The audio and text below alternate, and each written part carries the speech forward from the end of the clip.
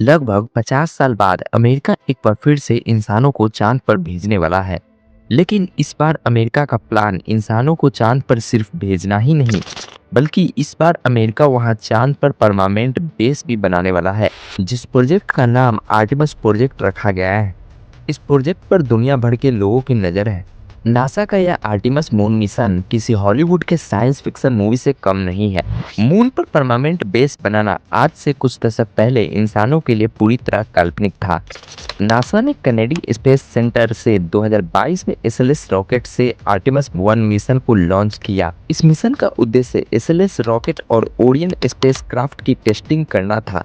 Orion spacecraft को NASA ने astronauts को बैठाकर स्पेस में भेजने के लिए बनाया, लेकिन इस मिशन में किसी भी एस्ट्रोनॉट्स को इसमें बैठाकर नहीं भेजा गया। यह मिशन सिर्फ ओरियन स्पेसक्राफ्ट और भी कई चीजों की सेफ्टी चेकिंग करने के लिए लॉन्च किया गया। आर्टेमिस 1 के बाद नासा अब 2026 में आर्टेमिस 2 मिशन लॉन्च करेगी, जिसमें एसएलएस रॉकेट से ओरियन स्पेसक्राफ्ट में बैठाकर 4 astronauts Reid Wiseman, Victor Glover, Christina Koch, Jeremy Hansen लगभग 10 दिनों तक चंद्रमा की परिक्रमा कर वापस पृथ्वी पर लौटेंगे, लेकिन ये मून पर लैंड नहीं करेंगे। आर्टेमिस 3 ही वह मिशन है जिसमें एस्ट्रोनॉट्स लगभग 50 साल बाद चांद पर एक बार फिर से उतरेंगे। नासा लगभग 2027 के अंत तक एसएलएस रॉकेट से आर्टेमिस 3 को लॉन्च करेगी, जिसमें 4 एस्ट्रोनॉट्स ओरियन स्पेसक्राफ्ट में बैठकर चंद्रमा की ऑर्बिट तक जाएंगे। फिर इस ओरियन स्पेसक्राफ्ट में बैठे 4 एस्ट्रोनॉट्स में से 2 एस्ट्रोनॉट्स निकलकर स्पेस एक्स के द्वारा डेवलप किए गए स्टारशिप ह्यूमन लैंडिंग सिस्टम में जाएंगे।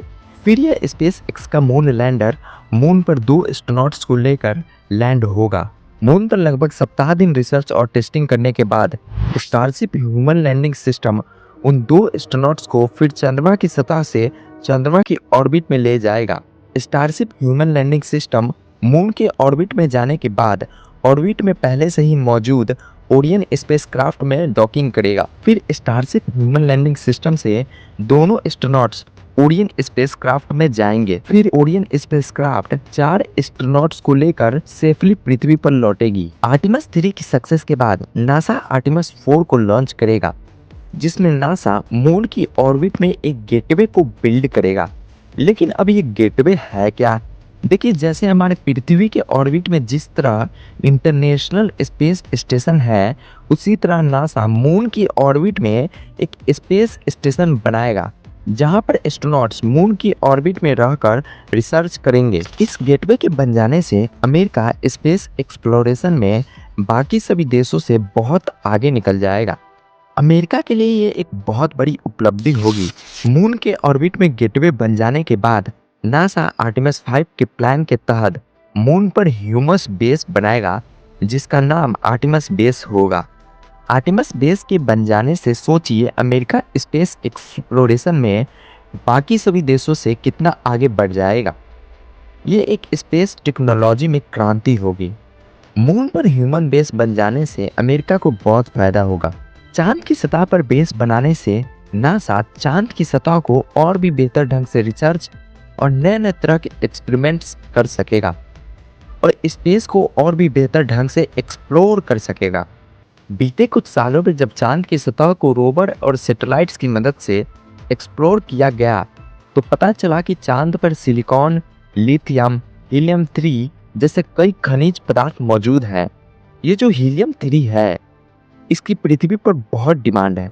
इस तरह के खनिज पदार्थों को हम पृथ्वी पर भी लाकर इसका उपयोग कर सकते हैं और इनका चांद पर भी यूज कर सकते हैं। जैसे चांद पर मौजूद पानी, जिसे हम चांद की सतह पर ही ईंधन बनाकर रॉकेट फ्यूल के रूप में इस्तेमाल कर सकते हैं। देखिए, पृथ्वी से सीधे मंगल ग्रह तक जाने के लिए बहुत हैवी रॉकेट चाहिए और बहुत अधिक फ्यूल भी चाहिए, और फिर भी सीधा मार्स पर जाना काफ़ी मुश्किल होगा, मतलब कठिन होगा। वहीं अगर अमेरिका चांद पर आर्टेमिस बेस बना ले, तो वह आसानी से कम ईंधन और कम खर्च में मून से रॉकेट लॉन्च कर मार्स तक जा सकता है, क्योंकि पृथ्वी के मुकाबले चंद्रमा का गुरुत्वाकर्षण बहुत कम है और चंद्रमा पर पृथ्वी के जैसा कोई एटमॉस्फेयर भी नहीं है और चंद्रमा से मंगल ग्रह की दूरी भी कम है। इस तरह अमेरिका मून पर बेस बनाकर मार्स की तरफ आगे कदम बढ़ा सकता है। और अमेरिका का तो असली मकसद भी यही है, मार्स तक जाना। अमेरिका ने आर्टेमिस प्रोजेक्ट इसी के लिए तो लॉन्च किया है। मून पर बेस बनाने के अनेक फायदों में से एक फायदा यह है कि हम मून की सरफेस पर सोलर पैनल लगाकर बिजली का उत्पादन कर सकते हैं।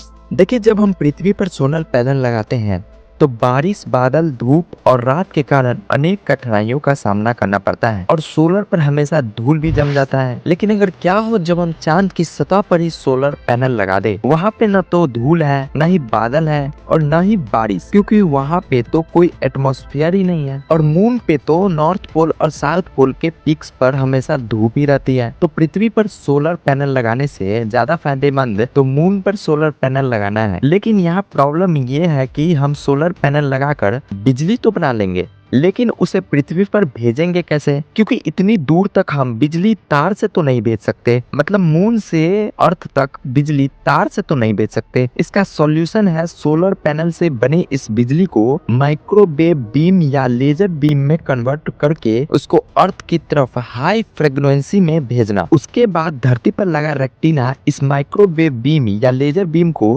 रिसीव करेगा और फिर हम इसे पृथ्वी पर बिजली में कन्वर्ट करके इसका यूज कर सकेंगे। हालांकि इसे करने में बहुत ही सालों दशकों का वक्त लग सकता है, क्योंकि इसके लिए मून पर हाई इंफ्रास्ट्रक्चर बनाना पड़ेगा, जो कि बहुत कॉस्टली और मतलब बहुत टाइमली भी होगा। एक बार आप ही एनालिसिस कीजिए कि जो देश मून पर अपना बेस बना लेगा, वह देश बाकी देशों के मुकाबले स्पेस पावर में कितना मजबूत हो जाएगा, उस देश का ऑरा कितना ज्यादा बढ़ जाएगा। इसमें कोई शक नहीं कि आने वाले समय में अमेरिका एक बार फिर से स्पेस पावर बनकर उभरे। आज के लिए बस इतना ही। अगर वीडियो अच्छी लगी हो तो वीडियो को एक लाइक और चैनल को सब्सक्राइब जरूर करें।